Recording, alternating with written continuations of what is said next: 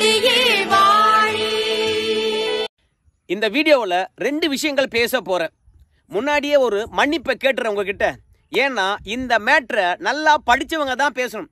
குறிப்பாக IAS IPS படிச்சிருக்காங்களே அவங்க தான் இதை தெளிவாக பேச முடியும். இருந்தாலும் 10வது கூட சரியாக படிக்காத நான் என்னுடைய அறிவுக்கு எட்டியபடி எளியோருக்கும் புரியும்படியாக நான் சொல்ல போகிறேன். இந்த வீடியோவில் 2 மேட்ரு இருக்க போகுது. முதல் மேட்ரு, திமுகவுடைய பொய் அம்பலமாயிருக்கிறது. உடனே வெளியானது சவுக்கு சங்கர் வீடியோ. சவுக்கு சங்கர் வீடியோ மூலமாக திமுகவுடைய பொய்யானது அம்பலமாயிருக்குது. அது முதல் பார்ட்டாக பார்க்க போகிறோம். 2வது பார்ட்டு, கலராக ரீல் விட்ட சசிகாந்த் செந்தில். அண்ணாமலை உடனடியாக களத்தில் இறங்கி மன்னிப்பு கேட்க சொல்லி அதிரடி காட்டியிருக்கின்றார். ஏன்னா இந்த சசிகாந்த் செந்தில் பொறுத்த வரைக்கும் சாதாரண ஆள் கிடையாது. ஐஏஎஸ் ஆஃபீஸராக இருந்தவர். அவர் இன்னைக்கு மக்கள் பணி செய்ய வந்திருக்கிறாரு. திருவள்ளூர் எம்பி தொகுதியினுடைய எம்பியாக இருக்கிறாரு. சவுக்கு சங்கரனுடைய தங்கச்சி புருஷனாக இருக்கிறாரு. ஐஏஎஸ் வரைக்கும் படிச்சிருக்கிறாரு. மக்கள் மத்தியில் வந்து பார்த்தீங்கன்னா கொஞ்சம் பிரபலமாகவும் இருக்கிறாரு. கர்நாடகா தேர்தல் வியூக வகுப்பாளராக இருந்தார். கர்நாடகாவில் காங்கிரஸ் வெற்றி பெற்றதுக்கு இந்த சசிகாந்த் செந்தில் தான் காரணம்னு சொன்னாங்க. இப்படி கர்நாடகாவில் வெற்றி பெற வைத்தார் காங்கிரஸை. உடனடியாக ராஜஸ்தான் தேர்தலுக்கு இந்த சசிகாந்த் செந்தில் அனுப்பி வச்சாங்க. செம்மையாக வியூகம் வகுக்கிறாரு. இந்த ராஜஸ்தான்லேயும் வெற்றி பெற வைப்பார் காங்கிரஸ் அப்படின்னு நினச்சாரு. ஆனால் ராஜஸ்தானில் இந்த சசிகாந்த் செந்தில் அவருடைய வியூகம் ஒன்றும் எடுபடலை. பிறகு இங்கே வந்தார். திமுக கையில் காலில் விழுந்தார். திருவள்ளூர் தொகுதியில் நின்றார். எம்பி ஆனார். இன்னைக்கு அண்ணாமலை அவர்களை பொறுத்த வரைக்கும் கையெழுத்து இயக்கத்தை தொடங்கி வச்சார். அந்த தருணத்தில் பத்திரிகையாளரை சந்தித்தார். அந்த தருணத்தில் NDTVயில் இருக்கக்கூடிய செய்தியாளர் அண்ணாமலை பார்த்து கேட்டார், ஐயா, தமிழகத்தில் தான் இருமொழி கொள்கையானது சூப்பராக இருக்கு இல்லையா? அது பல இலக்குகளை எட்டியிருக்கு இல்லையா? வெற்றிகரமாக இருக்கு இல்லையா? அப்படி இருமொழி கொள்கையே தமிழகத்தில் சிறப்பாக இருக்கும்போது எதற்காக மும்மொழி கொள்கை, எதற்காக புதிய கல்விக் கொள்கை அப்படின்னு கேட்குறாருங்க. அதுக்கு அண்ணாமலை சொல்கிறாரு, அடா, நிறைய பேர் பாஸ் பண்ணுறாங்க, அதை வச்சு சொல்கிறீங்களா? நிறைய பேர் உயர்கல்விக்கு போகிறாங்களே, அதை வச்சு சொல்கிறீங்களா? அப்படி உயர்கல்விக்கு போகிறாங்கன்னு வச்சிங்களேன். ஆனால் எதற்காக ஆண்டுதோறும் ஐஏஎஸ் ஐபிஎஸ் எக்ஸாமில் தமிழர்கள் அதிகமான பேர் பாஸ் பண்ணலை? காரணம் என்ன தெரியுமா? எல்லாரும் படிக்கிறாங்க, அந்த கல்வி தரமானதாக இல்லை. தரமானதாக இருந்துச்சுன்னு வச்சிங்களேன், கடந்த காலங்களில் 100க்கும் மேற்பட்டவர்கள் ஒரு வருஷத்தில் ஐஏஎஸ் ஐபிஎஸ் ஆனாங்க. ஆனால் இப்போது வெறும் 45 பேர் தான் போயிருக்காங்க இந்த வருஷம் கூட. அந்த அளவுக்கு கல்வியானது தரமாக இல்லை. கல்வி தரமாக இருக்கணும். தனியார் பள்ளியில் தரமாக இருக்குது, ஆனால் அரசு பள்ளியில் தரமாக இல்லை. ஸோ கல்வி தரம் வேண்டும். 3வது மொழி இருந்துச்சுன்னு வச்சுங்களேன், அவங்களுக்கு கூடுதல் வாய்ப்பாக வெற்றி பெறுவதற்கு அமையும். அதனால் 3வது மொழியும் வேண்டும், கல்வி தரமாக வேண்டும். அதனால் நம்மளை பொறுத்த வரைக்கும் என்னடான்னா இந்த புதிய கல்விக் கொள்கை தான் அதெல்லாம் நிறைவு செய்யும் என்று நினைக்கிறேன் அப்படின்னு சொன்னார். உடனே சசிகாந்த் செந்தில் அவர்கள் என்ன பண்ணாருன்னு கேட்டிங்கன்னா, ஒரு வீடியோவை வெளியிடுறார். என்ன வீடியோ வெளியிடுறாருன்னு கேட்டிங்கன்னா, ஏப்பா ஐபிஎஸ் அண்ணாமலை RSSக்கும் பாஜகவுக்கும் கூஜா தூக்குற மாதிரி பேசுறியே, தமிழக நலன் சார்ந்து எங்கேயாவது நீ பேசுறியா? தமிழகம் என்பது பொருளாதாரம், சமூகம் மற்றும் வாழ்வியல், கல்வி, அறிவியல் எல்லாவற்றிலும் முன்னோக்கி இருக்கிறது. கல்வியில் சிறப்பாக இருக்கிறது. ஆனால் ஐஏஎஸ் ஐபிஎஸ்ல ஏன் மாணவர்கள் பாஸ் பண்ணலை? அதுக்கு காரணம் என்ன தெரியுமா? மோடி தான் காரணம். அதுலேயும் அண்ணாமலை சொல்கிறாரு, ஐஏஎஸ் ஐபிஎஸ்லேருந்து தமிழக மாணவர்கள் பாஸ் பண்ணாததுக்கு காரணம் இந்தி வேண்டும் என்று சொல்கிறாங்க. இந்தி இல்லாதனால தான் ஐஏஎஸ் ஐபிஎஸ் வந்து பார்த்தீங்கன்னா படிக்க முடியல, பாஸ் பண்ண முடியல தமிழக மாணவர்களால். அதனால் இந்தி படிக்கணும் அப்படின்னு அண்ணாமலை சொல்கிறாரு. இதெல்லாம் நியாயமாக இருக்குமா? இந்தி படித்தா மட்டும் ஐஏஎஸ் ஐபிஎஸ் பாஸ் பண்ணிட முடியுமா? இன்றைக்கி நகர்ப்புற மாணவர்கள் அதிகமாக ஐஏஎஸ் ஐபிஎஸ் பாஸ் பண்ணுறாங்க. ஆனால் கிராமப்புற மாணவர்கள் பாஸ் பண்ணுறதே கிடையாது. ஏன் பாஸ் பண்ணுறது கிடையாது? அதுக்கு ஒரே காரணம்தான், மோடி அவர்கள் பதவியேற்ற பிறகு தான் வந்து ஐஏஎஸ் ஐபிஎஸ் வந்து பார்த்தீங்கன்னா தமிழக கிராமப்புற மாணவர்கள் பாஸ் பண்ணுறது கிடையாது. ஏன்னு கேட்டிங்கன்னா, அந்த ஐஏஎஸ் ஐபிஎஸ் பாடத்திட்டத்தையே மாற்றிட்டாரு. 2வது அந்த எக்ஸாமுடைய பேட்டர்னே மாற்றிட்டாரு.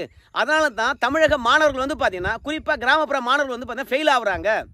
இதில் அண்ணாமலை பொறுத்த வரைக்கும் நீங்கள் ஹிந்தி படிச்சிங்கன்னா ஐஏஎஸ் ஐபிஎஸ் ஆகலாம் அப்படின்னு வர உருட்டுறாரு. எப்படிங்க ஐஏஎஸ் படிப்பதுக்கும் ஹிந்தி கற்பதுக்கும் என்னங்க சம்பந்தம்? இந்தியை எப்படிலாம் திணிக்கிறாங்க பாருங்க அப்படின்னு அண்ணாமலை அவர்கள் சொன்னாத விஷயத்த நம்முடைய சசிகாந்த் செந்தில் அவர்கள் அடிச்சு விடுறார். அதுக்கு தான் அண்ணாமலை சொல்கிறாரு, ஏப்பா திமுகவில் இருக்கிறவனும் பொய் சொல்கிறான், திமுக ஐடி விங்ஸும் பொய் சொல்லுது, ரெண்டாவது திமுக கூட்டணி கட்சிகளும் பொய் சொல்லுது, ஆனால் ஐஏஎஸ் படித்து பொறுப்பான ஒரு பதவியில் இருந்த நீங்களும் பொய் சொல்கிறீங்களே. என்னுடைய வீடியோவை நீங்கள் நல்லா பார்த்தீங்களா? எங்கேயாவது ஐஏஎஸ் ஐபிஎஸ் பாஸ் பண்ணுறதுக்கு ஹிந்தி அவசியம், ஹிந்தி படித்தா பாஸ் பண்ணிடலான்னு சொல்லிட்டு எங்கேயாவது நான் சொல்லியிருக்கேன்னா? ஆனால் ஹிந்தி படித்தா தான் பாஸ் பண்ண முடியும்னு சொல்லிட்டு அண்ணாமலை சொன்ன மாதிரி நீ பொய்யை கட்டமைக்கிறிய, ஏன் பொய் சொல்கிற அப்படின்னு சசிகாந்த் செந்தில் கிட்ட அண்ணாமலை கேட்குறார். நீங்கள் சொன்னது பொய், உண்மைக்கு மாறானது, அதனால் மன்னிப்பு கேளுங்க. உண்மையாகவே நகர்ப்புற மாணவர்கள் பாஸ் பண்ணுறாங்க, கிராமப்புற மாணவர்கள் பாஸ் பண்ணலாம் என்ன அர்த்தம்? ஏன்னா திமுகவினுடைய கல்வி தந்தைகள் அத்தனை பேரும் அரசு பள்ளியை நாசம் செய்துவிட்டு தங்களுடைய பள்ளியை பார்த்தீங்கன்னா தங்களுடைய பள்ளியை வளப்படுத்தியிருக்கின்றாங்க, தரமான கல்வியை கொடுக்குறாங்க. அதனால் தனியார் பள்ளியில் படிக்கக்கூடிய குழந்தைகளை பொறுத்த வரைக்கும் ஐஏஎஸ் ஐபிஎஸ் படிக்கிறாங்க, பாஸ் பண்ணுறாங்க. ஆனால் அரசு பள்ளியில் இருக்கின்ற மாணவர்களுக்கு அந்த அளவுக்கு தரமான கல்வி கிடையாது. அதையாவது நீ புரிஞ்சுக்கிறியா இல்லையா? அதனால் ஐபிஎஸ் ஐஏஎஸ்ல பாஸ் பண்ணாததுக்கு காரணம் திமுக கூட்டணி கட்சிகளும் நடத்துகின்ற தனியார் பள்ளி தான்யா. அதை புரிஞ்சுக்கோ. நான் ஹிந்தி படிக்கணும்னு சொல்லலை, தரமான கல்வியை அரசு பள்ளியில் தரலையா, அதை ஒத்துக்க, மன்னிப்பு கேளு அப்படின்னு அண்ணாமலை கேட்டாருங்க. உடனடியாக நம்முடைய சசிகாந்த் செந்தில் அவர்கள் அண்ணாமலைக்கு ஒரு ரிப்ளை பண்ணியிருக்கின்றார். அண்ணாமலை, நான் என்ன கேட்டேன், செய்தியாளர் உங்ககிட்ட என்ன கேட்டாங்க? ஒரே விஷயந்தான், தமிழகத்தில் இருமொழி கொள்கை நல்லா இருக்குது, மாணவர்கள்லாம் நல்லா படிக்கிறாங்க, மேலே மேலே போயிட்டே இருக்கிறாங்க உயர்கல்விக்கு. அப்படி இருக்கும்போது எதற்காக புதிய கல்விக் கொள்கை அப்படின்னு பத்திரிகையாளர் கேட்டார். அதுக்கு நேராக நீ பதில் சொல்ல வேண்டியது தானே. எதற்காக ஐஏஎஸ் ஐபிஎஸ் யூபிஎஸ்சி எக்ஸாமை பற்றி பேசுகிற? சரி, யூபிஎஸ்சி எக்ஸாமை பற்றியே பேசுவோம், புரியுதா? மோடி வந்த பிறகு தமிழக மாணவர்கள் ஏன் ஐஏஎஸ் ஐபிஎஸ் பாஸ் பண்ணலை தெரியுமா? அதே மாதிரி காங்கிரஸ் இருக்கின்ற போது தமிழக மாணவர்கள் அதிகமான பேர் பாஸ் பண்ணாங்க, ஏன் தெரியுமா அப்படின்னு சொல்லிட்டு ஒரு நீண்ட விளக்கத்தை அளிச்சிருக்கின்றார். இங்கே கொஞ்சம் அறிவு கூர்மை கொண்டு நீங்கள் புரிஞ்சுக்கணும். ஏன்னா நானும் 10வது கூட சரியாக படிக்காதவன். மீண்டும் சொல்கிறேன், இதையெல்லாம் ஐஏஎஸ் ஐபிஎஸ் படித்தவங்க மட்டும்தான் பேசணும், அப்போ தான் தெளிவாக மற்றவங்களுக்கு புரியும். சுருக்கமாக உங்களுக்கு சொல்கிறேன். சசிகாந்த் செந்தில் என்ன சொல்கிறான்னு கேட்டிங்கன்னா, 2011 நீங்கள் இந்த யூபிஎஸ்சி எக்ஸாம் எழுதணும்னு வச்சிங்களேன், அதுக்கு முன்னாடி ஒரு எக்ஸாமை கண்டக்ட் பண்ணுறாங்க. அந்த எக்ஸாம் என்னன்னு கேட்டிங்கன்னா சிவில் சர்வீஸ் ஆப்டிடியூடு டெஸ்ட்டுன்னு நினைக்கிறேன், சிஎஸ்ஏடி. அந்த எக்ஸாமும் நடத்துகிறாங்க. காங்கிரஸ் ஆட்சியில் நீங்கள் விருப்பப்பட்ட எழுதலாம், இல்லைனா விட்டுடலாம் அப்படின்ற ஒரு நிலையை கொண்டு இருந்தாங்களாம். காங்கிரஸ் எப்போதுமே நீட்டு கூட கொண்டு வருவாங்க, விருப்பப்பட்ட மாநிலங்களை ஏற்றுக்கலாம், இல்லாத மாநிலங்களை விட்டுடலாம் அப்படின்னு சொல்லிவிட்டு கொஞ்சம் கொஞ்சமாக தான் திணிப்பாங்க. அந்த மாதிரி தான் இந்த ஐஏஎஸ் ஐபிஎஸ் எக்ஸாம் எழுத போகிறவங்களுக்கு இந்த சிஎஸ்ஏடி அப்படின்ற ஒரு எக்ஸாமை காங்கிரஸ் கொண்டு வருது. ஆனால் அந்த தருணத்தில் விருப்பப்பட்டால் எழுதலாம், இல்லைனா விட்டுடலாம் அப்படின்னு காங்கிரஸ் சொல்லுது. ஆனால் பாஜக 2015 வந்த பிறகு இந்த சிஎஸ்ஏடி என்ற எக்ஸாமை கம்பல்சரி பண்ணிடுறாங்க. நீங்கள் இதை எழுதினா தான், அந்த சிஎஸ்ஏடியை எழுதினா தான் நீங்கள் ஐஏஎஸ் ஐபிஎஸ் எழுத முடியும் அப்படின்னு சொல்கிறாங்க. அதனால தான் சசிகாந்த் செந்தில் சொல்கிறாரு, நான் பாருங்க விருப்பப்பட்ட எழுதலாம் என்ட்ரன்ஸ் எக்ஸாமு அப்படின்னு நாங்கள் வச்சுருந்தோம், ஆனால் நீங்கள் வந்த பிறகு கம்பல்சரி எழுதலாம் அப்படின்னு சொன்னதுனால தான் தமிழக மாணவர்களை பொறுத்த வரைக்கும் ஐஏஎஸ் ஐபிஎஸ் பாஸ் பண்ண முடியாமல் போயிடுச்சு. இந்த சிஎஸ்ஏடி எக்ஸாமை ஐஏஎஸ் ஐபிஎஸ் எக்ஸாம் எழுதுறதுக்கு முன்பாக ஏன் கட்டாயப்படுத்துனீங்க? அதனால தான் கிராமப்புற மாணவர்களை பொறுத்த வரைக்கும் பாஸ் பண்ண முடியல அப்படின்னு சசிகாந்த் செந்தில் சொல்கிறார். அது மட்டும் கிடையாது, இந்தி படிக்கின்ற மாநிலத்தில் இருக்கக்கூடிய மாணவர்கள்லாம் இந்த சிஎஸ்ஏடி என்ற எக்ஸாமை சூப்பராக எழுதுவாங்க. ஏன் தெரியுமா? இந்த கொஷின் பேட்டர்னே 2 மொழியில் தான் இருக்குது. ஒரு மொழி ஹிந்தி இருக்குது, ஒரு மொழி ஆங்கிலம் இருக்குது. நம்ம தமிழக மாணவர்களை பொறுத்த வரைக்கும் இங்கிலீஷ் நல்லா தெரிஞ்சாதான் இந்த என்ட்ரன்ஸ் எக்ஸாமே எழுத முடியும், சிஎஸ்ஏடி என்ற எக்ஸாமை எழுத முடியும். ஆனால் இந்திக்காரனுக்கு இந்தியா அவனுடைய தாய்மொழி, அதில் நல்லா புரிஞ்சுக்கிறான், எப்படி பதிலளிக்க வேண்டுமோ அப்படி பதிலளிக்கிறான். அதனால் நீங்கள் எப்போது திட்டமிட்டு சிஎஸ்ஏடி என்ற எக்ஸாமை ஐஏஎஸ் ஐபிஎஸ் எக்ஸாம் எழுதுறதுக்கு முன்பாக கம்பல்சரி எழுதி ஆகணும் அப்படின்னு சொன்னீங்களோ அப்பொழுதே தமிழக மாணவர்களை பொறுத்த வரைக்கும் பாஸ் பண்ணாமல் போயிட்டாங்க. கிராமப்புற மாணவர்களுக்கு இங்கிலீஷ் தெரியல, அதனால் இந்த சிஎஸ்ஏடி என்ற என்ட்ரன்ஸ் எக்ஸாமை எழுதி ஐஏஎஸ் ஐபிஎஸ் எக்ஸாம் எழுத முடியாமல் போயிடுச்சு. இதுக்கெல்லாம் காரணம் பாஜக தான். நாங்கள் விருப்பப்பட்ட எழுதலாம்னு வச்சுருந்தோம் அந்த என்ட்ரன்ஸை, ஆனால் கம்பல்சரி எழுத வச்சது பாஜக தான். இப்படி கம்பல்சரியாக எழுதணும் என்று தலையில் ஏன் திணிக்கிறீங்க? அதுலேயும் இப்போது இங்கிலீஷு ஹிந்தி வச்சுக்கிறீங்க, தமிழில் வைக்க வேண்டியது தானே கொஷின் பேப்பரை? தமிழ், ஹிந்தி, இங்கிலீஷ் இது 3 வச்சுருந்தீங்கன்னா தமிழ் மாணவர்களும் புரிஞ்சுக்கிட்டு எக்ஸாமை சூப்பராக எழுதியிருப்பாங்க இல்லையா அப்படின்னு சொல்கிறார். அது மட்டும் கிடையாது, இந்த எக்ஸாமை ரொம்பவே கடினமாக்கிட்டாங்களாம். காங்கிரஸ் ஆட்சி காலத்தில் இந்த என்ட்ரன்ஸ் எக்ஸாம் ஆனது ரொம்ப லேசான கேள்வியை கேட்டிருந்தாங்களாம், இலகுவா. ஆனால் பாஜக வந்த பிறகு ரொம்ப டஃப் ஆகிட்டாங்களாம். எந்த அளவுக்கு? ஆர்ஆர்பி மாதிரி, அதே மாதிரி எஸ்ஆர்பி மாதிரி, அதே மாதிரி எஸ்எஸ்சி மாதிரி, இப்படி ஒவ்வொரு அபிலிட்டி டெஸ்ட் இருக்குல்ல ரொம்ப கடினமாக, அந்த டெஸ்ட்டு மாதிரி வச்சுட்டாங்களாம். கேட் எக்ஸாம் மாதிரி வச்சுட்டாங்களாம். இப்படி கடினமான கேள்வி கேட்டால் கிராமப்புற மாணவர்கள் எப்படி பாஸ் பண்ணுவாங்க அப்படின்னு சசிகாந்த் செந்தில் சொல்கிறார். இதெல்லாம் சசிகாந்த் செந்தில் அவர்கள் சொன்னது. ஆனால் உண்மை என்ன தெரியுமா? காங்கிரஸ் ஆட்சி காலத்தில் இந்த சிஎஸ்ஏடி என்ற என்ட்ரன்ஸ் எக்ஸாம் இருந்தது. அப்போ சூப்பராக ஒரு வழிமுறையை வச்சுருந்தாங்க. என்ன தெரியுமா? நீங்கள் இந்த சிஎஸ்ஏடி என்ற எக்ஸாமை எழுதுனீங்கன்னா அதில் எடுக்கின்ற மார்க்கை நாங்கள் ப்ரீமிலரி எக்ஸாமில் சேர்த்துக்குவோம். நீங்கள் என்ட்ரன்ஸ் எக்ஸாமில் இந்த மார்க்கையும் சேர்த்துக்குவோம். அதனால் நீங்கள் ஐபிஎஸ் பாஸ் பண்ணுவதுக்கு இந்த மார்க்கு கூடுதலாக இருக்கும். நீங்கள் எழுதுனீங்கன்னா அந்த மார்க் எடுத்துக்கும், நீங்கள் எழுதலன்னு வச்சிங்களா நாங்கள் எடுத்துக்க போகிறது கிடையாது அப்படின்னு குறுக்கு வழியை வச்சுருந்தாங்க காங்கிரஸ் ஆட்சியில். அப்போ எல்லாரும் எழுதுவான் தானே? அதனால் காங்கிரஸ் ஆட்சி காலத்திலும் சரி, மறைமுகமாக இந்த சிஎஸ்ஏடி என்ற என்ட்ரன்ஸ் எக்ஸாமை எழுத வச்சிருக்கிறாங்க. அதில் வருகின்ற மார்க்கு ஐஏஎஸ் ஐபிஎஸ்னுடைய எக்ஸாமுக்கு பயன்படும், சேர்த்து கூட்டுவாங்க. இப்படி 2011லேருந்து இந்த சிஎஸ்ஏடி எக்ஸாம் இருந்ததா? அதை எல்லா மாணவர்களும் எழுதிக்கிட்டு தான் இருந்தாங்க. ஆனால் ஏன் பாஜக கம்பல்சரி ஆக்குறாங்க அப்படின்னும் போது பல மாணவர்களும் இந்த சிஎஸ்ஏடி எக்ஸாமுக்கு எதிர்ப்பு தெரிவித்தாங்க. ஏன்னு கேட்டிங்கன்னா, இந்த என்ட்ரன்ஸ் எக்ஸாமில் பல பேர் நல்ல மார்க் எடுக்கலாம், இல்லை குறைவான மார்க்கு கூட எடுக்கலாம். அதனால் நிறைய மார்க் எடுத்தவங்க பார்த்தீங்கன்னா மெயின் எக்ஸாமில் குறைவான மார்க் எடுத்தால் கூட இந்த நுழைவுத் தேர்வில் வந்த மார்க் மூலமாக சேர்த்து கூட்டி அவன் நல்ல பதவிக்கு போயிடுறான், நல்ல இலக்கை எட்டிடுறான். அதனால் இந்த சிஎஸ்ஏடி எக்ஸாமில் வருகின்ற மார்க்கும் மெயின் எக்ஸாமில் வருகின்ற மார்க்கும் கூட்டுறாங்க. அப்படி கூட்டுகின்ற போது மெயின் எக்ஸாமில் அதிகமான மார்க் எடுத்தால் கூட நம்ம பார்த்தீங்கன்னா இந்த சிஎஸ்ஏடி எக்ஸாமில் அதிகமான மார்க் எடுத்தோம்னா கூட போட்டி போட முடியல. அதனால் இந்த சிஎஸ்ஏடியில் மார்க் எடுப்பதை பார்த்தீங்கன்னா மெயின் எக்ஸாமில் எடுக்கின்ற மார்க்கை கூட கூட்டக்கூடாது அப்படின்னு பல மாணவர்களும் எதிர்ப்பு தெரிவித்தாங்க, கேஸ் போட்டாங்க. உடனடியாக பாஜக என்ன பண்ணிச்சுன்னு கேட்டிங்கன்னா, இந்த சிஎஸ்ஏடி எக்ஸாமில் எழுதுகின்ற மார்க்கை நாங்கள் மெயின் எக்ஸாமில் அந்த மார்க் கூட கூட்ட மாட்டோம். ஆனால் நீங்கள் ஐஏஎஸ் ஐபிஎஸ் எக்ஸாம் எழுதணும்னா கம்பல்சரியாக இந்த சிஎஸ்ஏடி எக்ஸாமை எழுதித்தான் ஆகணும் அப்படின்னு சொல்லிட்டு அதுக்கு ஒரு கட் ஆஃப் மார்க் வச்சுருந்தாங்க. எப்படி நீட்டுக்கு ஒரு கட் ஆஃப் மார்க் வச்சுருக்காங்க, இவ்வளோ மார்க் எடுத்தால் பாஸ்னு, அந்த மாதிரி சிஎஸ்ஏடி எக்ஸாமுக்கும் ஒரு கட் ஆஃப் மார்க் வச்சாங்க.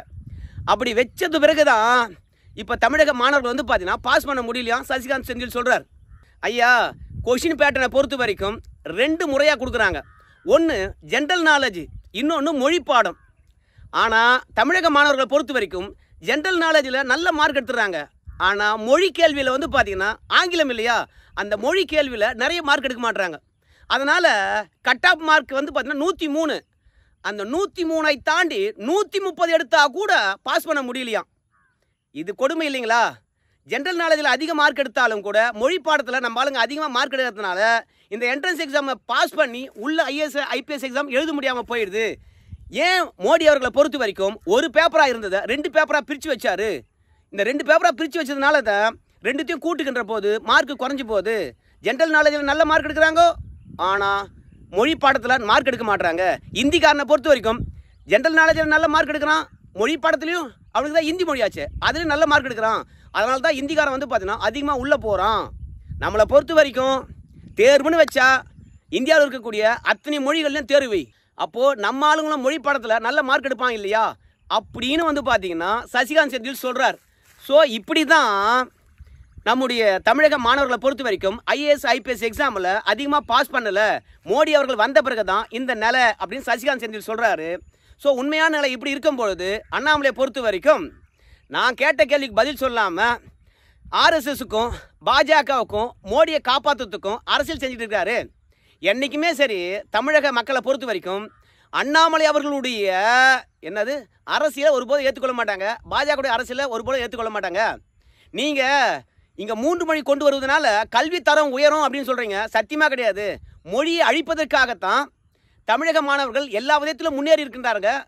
அதுலேயும் தமிழ் மொழியில் தலை சிறந்து இருக்கிறாங்க. அப்படி தலை சிறந்து இருக்கக்கூடிய மாணவர்களை ஒழிக்கணும் என்பதற்காக மட்டும்தான் இந்த மாதிரியான மும்மொழி கொள்கையை கொண்டு வராங்க. இந்த சூழ்ச்சியெல்லாம் தமிழக மக்கள் நம்ப மாட்டாங்களா அப்படின்னு வந்து சசிகாந்த் செந்தில் சொல்கிறார். மீண்டும் அண்ணாமலை சொல்கிறாரு என்னான்னு கேட்டிங்கன்னா, யோ சும்மா அதிகமாக பேசாத, நான் எங்கேயும் ஹிந்தி படித்தாதான் IPS IAS எழுத முடியும் அப்படின்னு சொல்லலை. மீண்டும் சொல்கிறேன், நீ காணொலியில் பேசியிருந்த அப்போதே மன்னிப்பு கேட்க சொன்ன. இப்போ நீ எழுத்து மூலம் கொடுத்தா கூட நீ பேசுறது தமிழ் தானே, எனக்கு புரியாமல் போயிடுமா? நான் எங்கேயும் ஹிந்தி படித்தாதான் IAS IPS எழுத முடியும்னு சொல்லலை. அதுக்கு முதல்ல மன்னிப்பு கேளு. ரெண்டாவது, 10 ஆண்டு காலமாக தமிழக பள்ளி கல்லூரியில் வந்து பார்த்தீங்கன்னா பாடத்திட்டம் மாற்றவே இல்லையாம். அப்படி இருந்தாலும் IPS IAS பாஸ் பண்ணலையே அப்படின்னு சசிகாந்த் செந்தில் சொல்கிறாராம். ஏன்டா பாவீங்களா, 10 வருஷமாக பாடத்திட்டத்தை மாற்றாமல் அப்படியே வச்சுருக்கீங்க. ஆனால் தனியார் பள்ளிக்கூடத்தில் மட்டும் அந்தந்த பருவத் தேர்வுக்கு ஏற்ற மாதிரி அந்தந்த காலகட்டத்துக்கு ஏற்ற மாதிரி கல்வி தரத்தை உயர்த்திக்கிட்டே இருக்கிறீங்க. இப்போ சசிகாந்த் செந்தில் வந்து பார்த்தீங்கன்னா புரிஞ்சுக்குவார் ஒன்று, கிராமப்புற மாணவர்களுக்கு சரியான கல்வி கிடையாது. ஏன்னா IPS IAS தேர்வில் நகர்ப்புற மாணவர்கள் வந்து பார்த்தீங்கன்னா நல்லா பாஸ் பண்ணுறாங்களாம். ஸோ அப்போ நகர்ப்புற மாணவர்களுக்கு நல்ல ஒரு கல்வியும் கிராமப்புற மாணவர்களுக்கு நல்லா இல்லாத கல்வியும் இந்த திமுக அரசாங்கம் தருதா இல்லையா? அப்போது இந்த மாதிரியான தரங்கட்ட கல்வி முறையை வச்சுக்கிட்டு நீ திமுகவை கேள்வி கேட்காம நாங்கள் புதிய கல்விக் கொள்கை மூலமாக நகர்ப்புறம் மற்றும் கிராமப்புற மாணவர்களுக்கு ஒரே மாதிரியான தரத்துடன் கல்வியை கொடுக்க போகிறோம், அதை தடுக்கிறியே, இது நியாயமாக இருக்குமா? முதல்ல திமுகவை பார்த்து கேள்வி கேளு. நகர்ப்புறத்தில் இருக்கோம் நல்லா படிக்கிறான், ஆனால் கிராமப்புறத்தில் இருக்கோம் நல்லா படிக்கலையே அப்படின்னு கேள்வி கேளு. அப்படி கேள்வி கேட்க உன்னால் முடியலன்னா என்ன தடுக்குது? அவங்க மூலமாக நீ எம்பியாக இருக்கிற, அதனால தானே அவங்கள கேள்வி கேட்க மாட்டேற, அதனால தானே அவங்க சொல்கிற பொய்க்கு முட்டு கொடுத்துன்னு இருக்கிற அப்படின்னு அண்ணாமலை அவர்கள் கேட்குறாருங்க. முதல்ல சசிகாந்த் செந்திலை பொறுத்த வரைக்கும் ஒரு பொய்யை அடிச்சு விட்றார். என்ன பொய் தெரியுமா? தமிழகத்தில் எல்லா விதத்திலும் மாணவர்கள் டாப்பில் இருக்காங்களாம். அதுலேயும் தமிழ் மொழியில் வந்து பார்த்தீங்கன்னா சிறந்து விளங்குகின்றார்களாம். தமிழ் மொழியில் சிறந்து விளங்குகின்றார்களாம். இதை திமுக அரசாங்கமும் சொல்லுது, IAS படித்த சசிகாந்த் செந்திலும் சொல்கிறார். ஆனால் நம்ம தமிழக அரசாங்கம் சொல்லுகின்ற பொய்யும் இந்த சசிகாந்த் செந்தில் சொல்லுகின்ற பொய்யும், இந்த சசிகாந்த் செந்திலுடைய மச்சான் சவுக்கு சங்கர் ஒரு வீடியோ போட்டிருக்காரு, அதில் மொத்தமாக அம்பலமாகுது. நம்முடைய தாய்மொழியுடைய திறன் வந்து பார்த்திங்கன்னா உத்தரப்பிரதேசத்தை விட நம்ம குறைஞ்சிருக்கிறோம். அந்த அளவுக்கு தான் நம்ம தாய்மொழி கல்வியில் ரொம்ப தரம் குறைந்திருக்கிறோம். நிறைய பேர் பாஸ் பண்ணுறது கிடையாது. கடைசியில் சவுக்கு சங்கர் அவர்கள் வந்து பார்த்திங்கன்னா எந்தெந்த மாநிலத்தில் வந்து பார்த்திங்கன்னா தாய்மொழியில் அவங்க டாப்பில் இருக்காங்க, தமிழகம் தாய்மொழியில் எந்த அளவுக்கு தரம் தாய்ந்து போய்க்குது என்ற விஷயத்த சொல்கிறாரு. அந்த வீடியோவை பார்த்துக்குங்க. அந்த வீடியோவை பார்த்து முடித்த உடனே உங்களுக்கு தெரிஞ்சுவிடும் நம்முடைய திமுகவுடைய பொய் எந்த அளவுக்கு அம்பலமாயிருக்குது, அம்பலப்படுத்தியிருக்காங்க. இந்த மாதிரி வீடியோக்கெல்லாம் நம்ம கண்ணில் பட விடவே மாட்டாங்க, முடிக்கிடுவாங்க. ஆனால் இருந்தாலும் உங்களுக்காக கொடுக்குறேன். நம்முடைய சவுக்கு சங்கர் வெளியிட்டிருக்கிற வீடியோவோட நம்ம முடிச்சுக்கலாம், பார்த்து தெரிஞ்சுக்குங்க. தமிழ்நாட்டில் நிறைய மாணவர்கள் தமிழை பாஸ் பண்ணுறதும் கிடையாது, படிப்பதும் கிடையாது. மற்ற மாநிலத்தை விட அவங்க தாய்மொழி எங்கேயோ கொண்டு போயிருக்காங்க. ஆனால் தமிழகத்தில் இருக்கக்கூடிய ஆட்சியாளர்கள் தமிழை வைத்தே ஆட்சி செய்யக்கூடியவங்க தமிழ் மொழியை நாசம் பண்ணியிருக்காங்களாம். ரொம்ப வேதனையாக சொல்கிறார். அந்த வீடியோவை பார்த்து முடிச்சலாம். அந்த வீடியோவை நம்ம தமிழ்நாடு குறித்த ஒரு பிம்பம் இருந்துச்சுல, அது புட்டார்னு உடைச்சிருச்சு. இது வந்து ரொம்ப இது வார்னிங் நினைக்கிறேன். இது ஒரு பெரிய அலாம், இது மிகப்பெரிய அலாம் ஃபெலிக்ஸ். நான் வந்து ஃபர்ஸ்ட் இந்த ரிப்போர்ட்டை வந்து நான் பார்க்கும்போது நான் நம்பல, பொய் சொல்றாங்கன்னு தான் நினைச்சேன். நானும் இதே நினைப்புல தான் இருந்தேன். நம்ம கல்வியில அப்படிலாம் நினைச்சிட்டு இருந்தேன். பார்த்த உடனே யூபிக்கு கீழே இருக்கணும் பகிர்ந்துச்சு எனக்கு. அதுவும் எதுன்னு பாத்தீங்கன்னா கோர் சப்ஜெக்ட்ஸ். ஆமா, மேக்ஸ், சயின்ஸ், சோசியல் சயின்ஸ்லாம் லாங்குவேஜ். அப்புறம் என்னங்க செம்மொழி தமிழா இந்த இதுன்ட்டு எல்லாம் என்னென்னமோ பேசிட்டு இருக்கீங்க. நீங்க ஒழுங்கா உங்களுடைய தாய்மொழியை ஒழுங்காக சொல்லிக் கொடுக்கவில்லையே. அண்ட் இன்னொன்னு நீங்க நிறைய இடத்துல பார்த்துருப்பீங்கன்னு நினைக்கிறேன். தமிழ்நாட்டை நீங்க எடுத்தீங்கன்னா தோழர், திருவாரூர் தான் ஒஸ்ட் பெர்ஃபார்மன்ஸ். கருணாநிதி ஐயோ உண்மையதான் சொல்றேன். தமிழ்நாட்டில் நீங்க பாத்தீங்கன்னா ஒஸ்ட் பெர்ஃபார்மிங் ஸ்டேட் திருவாரூர். அதை நினைச்சு கான்சன்ட்ரேட் பண்ணி இப்போ இன்னும் சொல்ல போனோம்னா இது நம்ம சிரிக்கிறோம், வெக்கப்பட வேணாமா ஃபெலிக்ஸ்? நம்ம 3000 வருடங்களுக்கு முன்னால் கல்வி எழுத்தறிவு பெற்ற ஒரு இனம்ங்க இந்த இனம். இங்க தாய்மொழியை வந்து ஒழுங்கா படிக்காம ஃபெயில் ஆகிட்டு உட்காந்துட்டு இருக்கிறான்னு சொன்னா இது அசிங்கம். ஸோ அண்ணாமலை பொறுத்த வரைக்கும் ஹிந்தி படித்தாதான் IAS IPS பாஸ் பண்ண முடியும் என்று சொல்லலை. ஆனால் சசிகாந்த் செந்திலை பொறுத்த வரைக்கும் திமுக முட்டு கொடுக்கும் விதமாக எதையோ பேசி இங்கே அண்ணாமலை மீது பழி போடுகின்ற அரசியலை கையில் எடுத்திருக்கின்றார். அதனால் மன்னிப்பு கேட்பாரா? அண்ணாமலை சொன்ன மாதிரி தெரியலிங்க, பொறுத்து வந்து பார்க்கலாம் கேட்குறாரா இல்லையான்னு சொல்லிட்டு. ஒரு IAS ஆஃபீஸர் இப்படிலாம் பச்சையாக போய் சொல்லலாமா? சரிங்க, நன்றி நண்பர்களே.